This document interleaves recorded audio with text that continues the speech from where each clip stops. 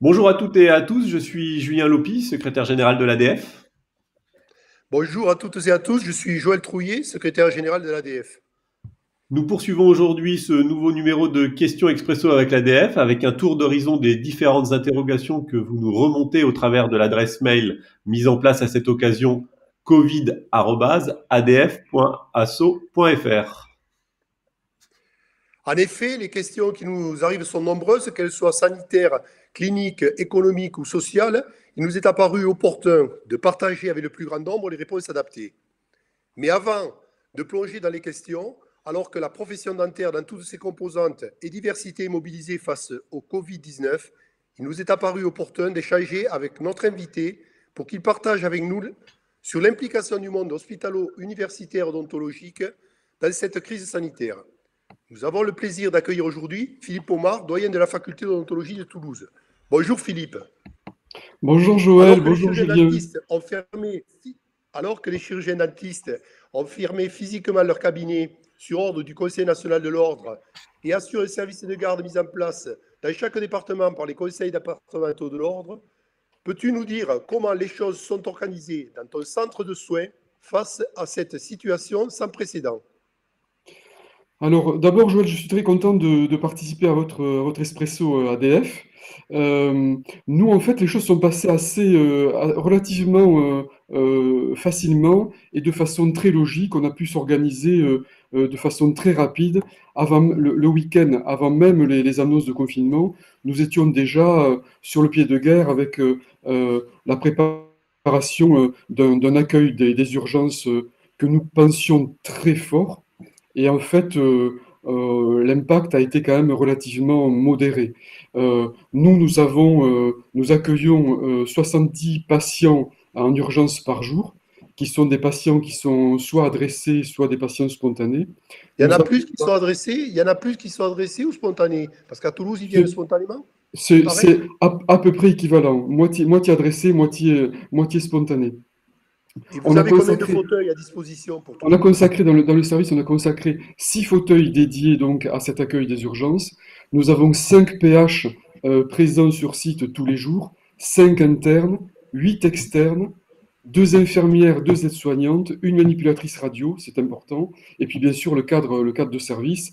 Nous, le tableau d'urgence, il est quasiment fait jusqu'à mi-juin. Voilà. Ah d'accord, vous avez été vraiment en amont et vous restez à avoir de l'avance. Et quel type d'actes vous effectuez? Est-ce que c'est des urgences Alors, lourdes et spécifiques ou alors est-ce que c'est le lot commun des urgences? Est-ce qu'on vous envoie des cas qui sortent de l'ordinaire en plus? non, on n'a pas vraiment de cas qui sortent de l'ordinaire. Il y a beaucoup d'infections et beaucoup de douleurs. Donc, on a beaucoup d'actes chirurgicaux, beaucoup d'actes autour de la prise en charge des pulpites. Quelques enfants aussi, on a des actes d'odontologie pédiatrique en urgence. Et puis aussi un peu d'ODF. Mais on n'a pas vraiment des urgences extraordinaires, quoi. Voilà. Et Donc les vous avez débuts mobilisé vraiment tout le monde, quoi là. Tout le monde a Oui, été oui, tous les mobilisé. praticiens sont sur le pied de guerre. Tous les étudiants se sont proposés aussi spontanément, puisque les externes, bon, les internes étaient réquisitionnés d'office, mais les externes, ça a été sur la base du volontariat, on en a 8 par jour. On a même des deuxièmes et des troisièmes années qui ne sont pas des étudiants hospitaliers qui se sont proposés, pardon, qui se sont proposés, et eux, on les a mis, il y en a certains que l'on a mis à la régulation téléphonique, et puis d'autres que l'on a déployés au SAMU 31, donc bien sûr pour la régulation téléphonique.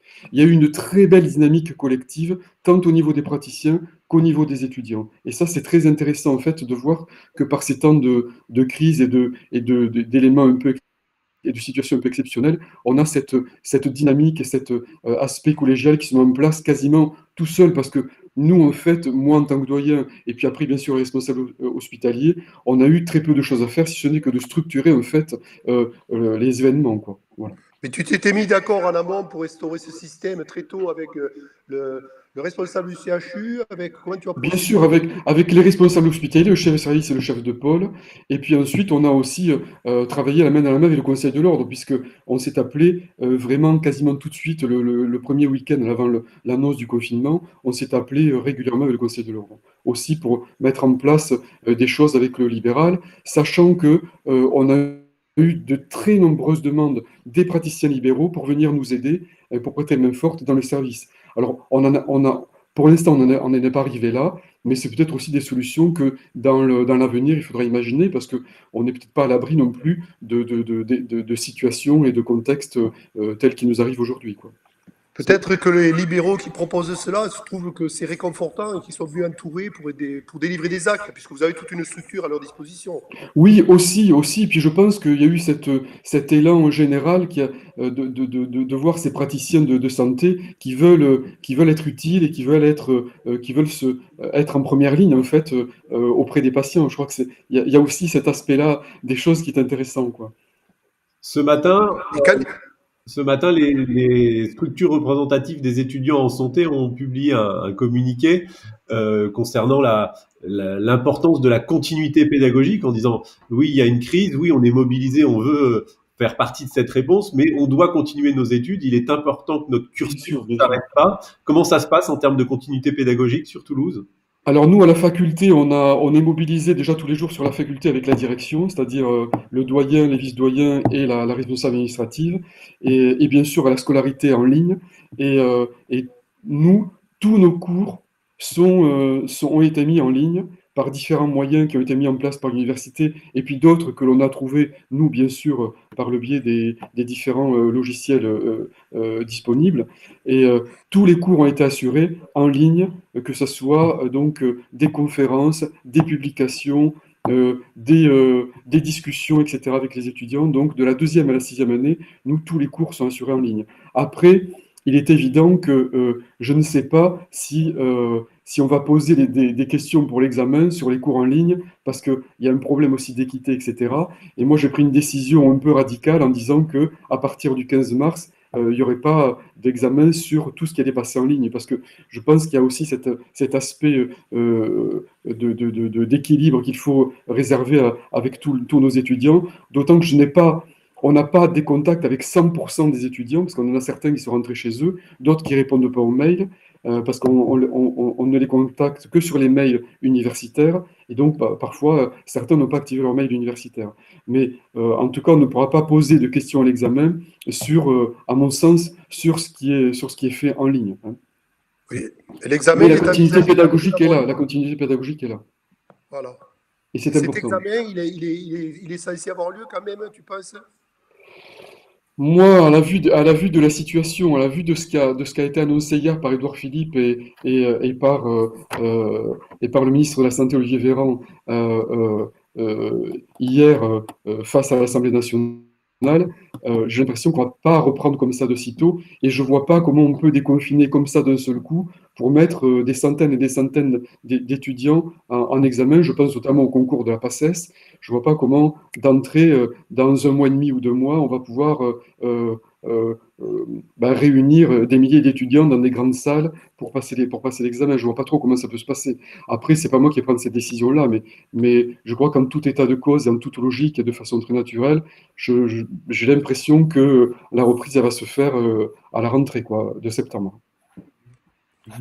Eh ben, un grand merci Philippe pour ce témoignage. Merci à vous. Merci à vous. La totale mobilisation de la profession, quel que soit son statut, libéral, salarié, hospitalo-universitaire, tout le monde est vraiment mobilisé dans cette permanence des soins qui était organisée et tout le monde est très actif et c'est plaisant et rassurant à voir. Merci beaucoup. Merci beaucoup. Merci à vous. Bonne continuation. Merci Philippe.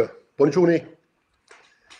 Donc nous enchaînons, après ce témoignage fort intéressant, sur une série de questions comme tous les jours.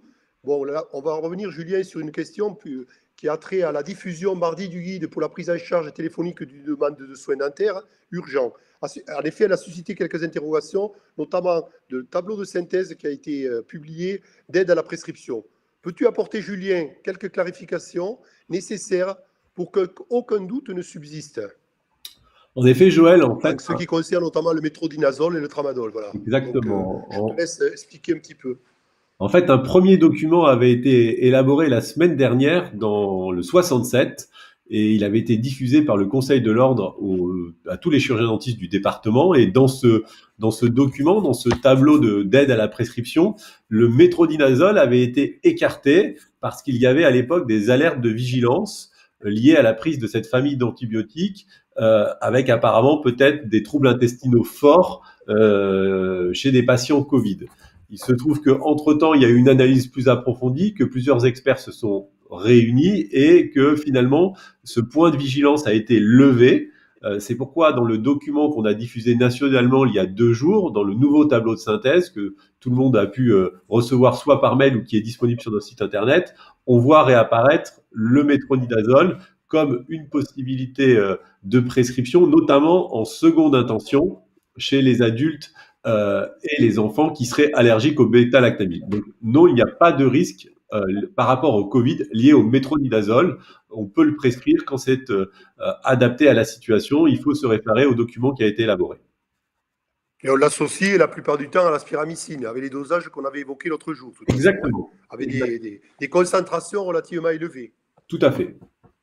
Et qu'en est-il du tramadol? Parce qu'on a parlé du tramadol en deuxième intention, mais est-ce qu'on l'alterne par rapport au paracétamol? Quelles sont les doses à respecter? Est-ce que tu peux nous donner, puisqu'on a eu des questions là aussi beaucoup de la part des confrères qui assurent le service de garde? Tout à fait. Et en plus de ça, il y a eu des alertes de vigilance au grand public qui ont été faites liées par rapport au tramadol. Il faut bien en fait séparer qu'actuellement, il y a des recommandations qui sont faites notamment par la Direction générale de la santé à destination du grand public. Elles ne sont pas forcément adaptées ou applicables pour les professionnels de santé. En effet, en ce moment, avec cette pandémie, avec cette interdiction d'utiliser des INS, on a une consommation importante de paracétamol, notamment en automédication, et on voit apparaître les premiers cas de surdosage grave, avec parfois des hospitalisations par une prise trop importante de paracétamol. Donc il y a une alerte qui a été mise en direction de la population dans la mesure où le paracétamol est l'antalgique de première intention, et qu'il y a beaucoup de formulations commerciales qui associent du tramadol et du paracétamol. Donc là encore, les gens pouvaient prendre des médicaments sans savoir qu'il y avait du paracétamol dedans, donc il y a eu une alerte qui a été faite. Mais pour les professionnels de santé, les choses sont tout autres. Il n'y a aucun problème à prescrire du tramadol si nécessaire à nos patients. Aucune interaction ou aucun risque n'a pour l'instant été démontré par rapport au Covid-19. Il y a d'ailleurs un site internet qui a été mis en place par le gouvernement, un site d'information sur les médicaments fait avec le réseau français des centres régionaux de pharmacovigilance. On va montrer ce site internet puisque ça peut être une ressource intéressante pour tout le monde, le grand public comme les professionnels de santé. Donc ça s'appelle covid19-médicaments.com. Et si on s'amuse à taper tramadol dans rechercher une prescription, qu'on dit que ce tramadol est prescrit par un dentiste, on verra apparaître le message ce médicament n'est pas connu pour aggraver les symptômes du Covid, n'arrêtez pas vos traitements habituels. Donc on voit bien que aucun risque de prescrire du tramadol actuellement, même si une vigilance est mise en direction de la population. On ne veut surtout pas d'automédication. Et pour le dosage, c'est comme on l'a dit, le tramadol doit être associé à du paracétamol avec une prise alternée pour avoir le maximum d'efficacité. Merci, je crois que c'est très clair là, donc, quant à tes explications et tes références. Une autre question, Julien, le professeur Pomar a parlé en début d'émission des étudiants de Toulouse. Nous avons d'ailleurs reçu une question d'un étudiant de 3e année qui nous demande comment puis-je me rendre utile en cette période. Alors là aussi, il y a beaucoup de manières de se rendre utile pour les étudiants actuellement. L'UNECD, donc l'Union nationale des étudiants en chirurgie dentaire, a relayé 2 possibilités qu'on va montrer également. La première d'entre elles, c'est le fait de participer et de s'inscrire à la réserve civique, où donc on s'inscrit sur le site internet covid19.reserve-civique.gouv.fr. Où là on se déclare volontaire et on pourra ensuite être contacté par des associations d'aide aux personnes âgées, aux plus démunis, et on peut comme ça être mobilisé et se rendre utile en cette période délicate. L'autre appel qui a été relayé par l'UNECD est un appel au don du sang, effectué par l'établissement français du sang, puisque actuellement les demandes en termes de sang dans les hôpitaux sont importantes, donc il est important de pouvoir continuer à donner son sang. Il est possible de le faire, même dans cette période de confinement, et il faut se rendre sur le site internet dondesang.efs.santé.fr pour prendre des rendez-vous pour éviter de l'attente, on prend rendez-vous pour aller donner son sang. Et c'est un geste fort important et fort utile dans cette période, que les étudiants ou que même tout le monde peut faire actuellement. Bon, mais je te remercie, Julien. On voit que toute la profession est vraiment mobilisée, des étudiants jusqu'aux soignants. Donc, ça fait vraiment très, très important au niveau des chirurgiens dentistes, cette implication. Donc, un grand merci pour tes réponses claires. Il y avait encore une question Continuez à... que tu as sans doute oublié. On avait une question d'une consoeur, tu sais, sur les désinfections. Ah oui, oui. On a, voilà, qui était. Excusez-moi, mais effectivement, les questions sont nombreuses et donc on en avait sélectionné 4 oui, sur les désinfections. Alors je te laisse nous apporter. On a fait une consoeur qui nous garde lundi et qui nous demandait des explications ou des précisions sur les produits de désinfection qu'on peut utiliser, puisque il est évident que quand on est de garde, plus encore en ce moment dans cette situation de Covid-19, que la désinfection rigoureuse des surfaces, le fauteuil, l'unité, le plan de travail est indispensable et que actuellement il y a une norme de virucidie, donc dont on sait qu'elle est efficace sur le Covid-19, qui est recommandée, c'est la norme NF 14476. Donc il est. C'est le nom qui a changé là, parce qu'avant c'était une norme qui était avec un autre numéro, je crois. Est-ce qu'il y a eu des changements autres que la dénomination? Écoute, et c'est exactement ça. L'AFNOR est en train de simplifier, entre guillemets, le nom de ces normes. Et donc avant, la norme s'appelait la norme NFT 72180. Donc il est important de vérifier que ces produits désinfectants dans son cabinet, que ce soit les lingettes, que ce soit les sprays, contiennent une de ces deux références, soit la NF 476, soit la NFT 72180. Il faut savoir qu'il y a beaucoup de marques commerciales qui proposent des produits de désinfection qui respectent cette norme. On en trouve chez. Tu peux nous en citer quelques-uns? Eh bien, écoute, on va être exhaustif. Il y a Durdental, Alcafarm, Agnos, Schulke, Unidan, Sanisuisse, Care, Cybertech. Bref, et j'en passe, mais beaucoup de marques proposent des produits désinfectants qui respectent cette norme. Il faut faire attention tout de même parce que toutes les références de ces marques ne portent pas obligatoirement cette norme.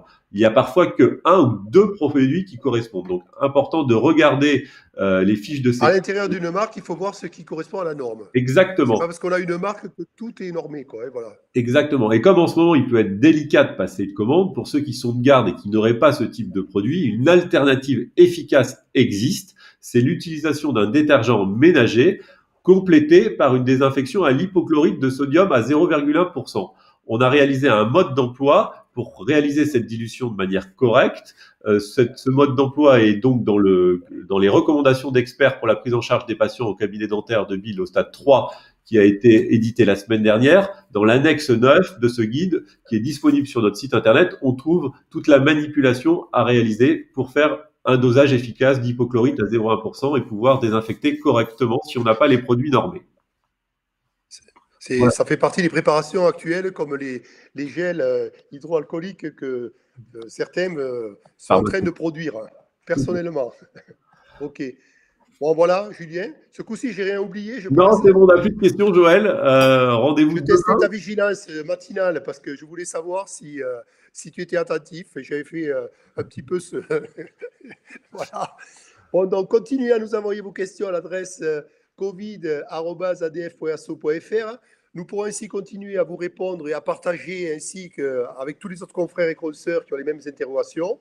Rendez-vous demain à 14h pour une nouvelle émission de questions expresso avec l'ADF. Merci Julien et à demain. Merci Joël, prenez soin de vous et à demain.